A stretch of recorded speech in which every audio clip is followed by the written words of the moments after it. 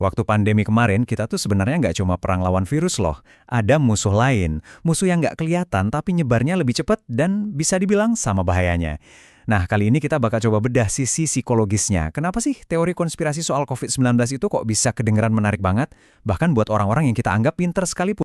Nah, kutipan dari WHO ini benar-benar ngena banget. Kita itu nggak cuma melawan epidemi, tapi juga infodemic. Dan ini ya bukan cuma soal postingan-postingan aneh di medsos loh. Ini tuh nyatanya bikin ada orang yang sampai minum pemutih, ada yang bakar-bakar menara 5G. Jadi konsekuensinya tuh real banget, bukan main-main. Oke, jadi pertanyaannya sekarang, kenapa kalau teori-teori ini katanya gampang banget dipatahin, kok bisa sih banyak banget yang percaya? Jawabannya ternyata bukan cuma soal kurangnya fakta, ada sesuatu yang jauh lebih dalam, semacam program di otak kita yang bikin cerita-cerita kayak gini tuh, menggoda banget. Yuk kita bongkar satu persatu. Oke, yang pertama ini soal kebutuhan kita akan jawaban. Gampangnya gini deh, kita ini ibaratnya mesin pencari makna.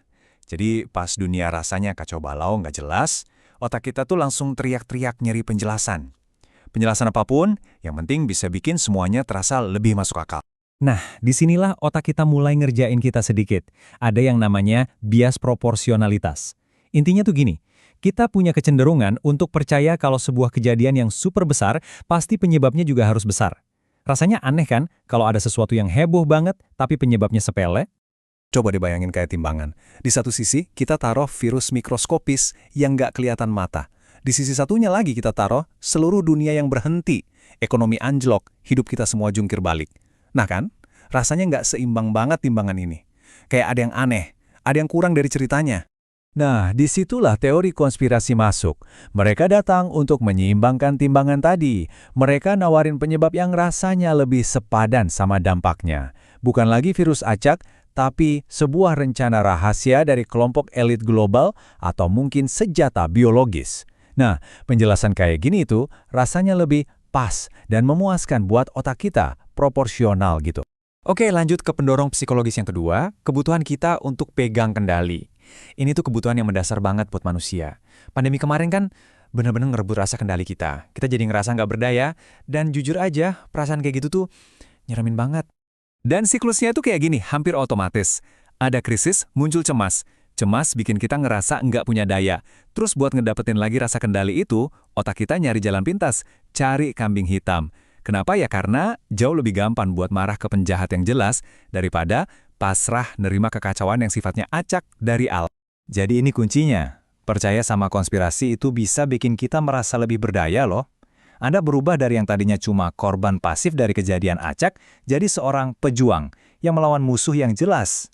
Walaupun itu cuma ilusi ya, rasa pegang kendali itu bisa jadi penenang yang luar biasa di tengah-tengah kekacauan. Nah, yang ketiga, dan ini mungkin yang paling kuat dari semuanya, adalah kebutuhan sosial. Kebutuhan untuk merasa jadi bagian dari sesuatu. Percaya itu bukan kegiatan sendirian, tapi semacam lem sosial yang nyatuin kita. Percaya sama teori konspirasi itu bisa kerasa kayak nemuin keluarga baru. Anda jadi bagian dari sebuah kelompok yang eksklusif, yang merasa tahu kebenaran yang orang lain nggak tahu. Ini ngasih rasa memiliki yang kuat banget. Apalagi kalau Anda udah ngerasa terpinggirkan atau suara Anda nggak didengar sama masyarakat luas. Intinya, ini soal identitas. Dengan adanya musuh bersama, si mereka, secara otomatis ikatan kita jadi makin kuat. Kita yang benar melawan mereka yang salah atau jahat. Wah, ini cara yang ampuh banget buat bangun solidaritas grup. Oke, jadi kita udah punya 3 bahan psikologisnya nih. Butuh jawaban, butuh kendali, dan butuh rasa memiliki. Sekarang yuk kita lihat gimana lingkungan informasi kita sekarang ini jadi kayak bensin yang bikin api kepercayaan ini makin gede. Nah, data ini menarik banget nih. Ada sebuah studi yang nunjukin pola yang jelas. Ternyata makin sering orang nyari info dari media digital atau cuma dari omongan teman, makin besar kemungkinan mereka percaya misinformasi. Sebaliknya, yang masih ngandelin media tradisional kayak TV atau koran dan dengerin para ahli cenderung lebih nggak gampang percaya sama teori konspirasi. Perbedaannya jelas banget. Jadi dari mana Anda mendapatkan informasi itu benar-benar ngaruh ke apa yang akhirnya Anda percaya. Ya, media tradisional juga nggak sempurna, kita tahu itu. Tapi seenggaknya mereka punya editor, ada proses cek fakta, sesuatu yang ya sama sekali nggak ada di timeline media sosial Anda kan? Dan inilah dia bensinnya. Algoritma media sosial di era sekarang ini kan dirancang cuma buat satu hal, biar kita scroll terus. Gimana caranya? Ya dengan nunjukin kita lebih banyak konten yang kita suka dan udah kita percaya. Ini akhirnya nyiptain ruang gema atau echo chamber yang sempurna, tanpa di mana teori konspirasi bisa nyebar cepat banget kayak api dan nggak ada yang ngira. Oke, jadi mari kita rangkum semuanya. Kita udah lihat bareng-bareng kalau kita ini secara alami punya beberapa kelemahan psikologis. Ada kebutuhan akan jawaban yang pasti, kebutuhan untuk merasa pegang kendali, dan kebutuhan buat jadi bagian dari sebuah kelompok. Nah, di masa krisis kayak pandemi, teori konspirasi itu datang ibarat paket komplit. Mereka nawarin jawaban yang simpel, musuh yang jelas buat disalahin, dan komunitas yang solid. Ini tuh resep psikologis yang, susah banget buat ditolak. Jadi, sebagai penutup, saya mau ninggalin satu pertanyaan buat Anda renungkan.